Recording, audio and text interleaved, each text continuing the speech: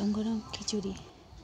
প্রথমে তেল দিয়ে শুকনো লঙ্কা ফোড়ন দিয়ে আদা পাঁচফোড়ন দিয়ে কিছুক্ষণ ভেজে তেজপাতা দিয়ে মুগ ডাল ভালো মতো ভেজে নিয়ে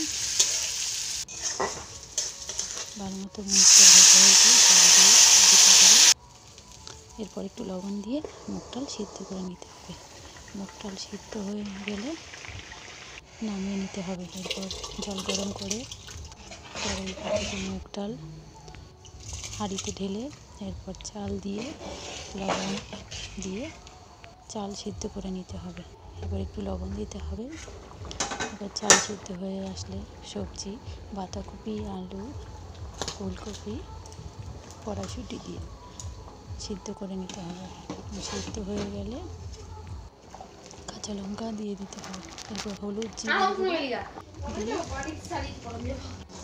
ভালো মতো ঘন ঘন হয়ে আসলে অল্প চিনি দিই খিচুড়ি হয়ে গেছে। এবার নামিয়ে নিতে হবে। ধন্যবাদ বন্ধুরা।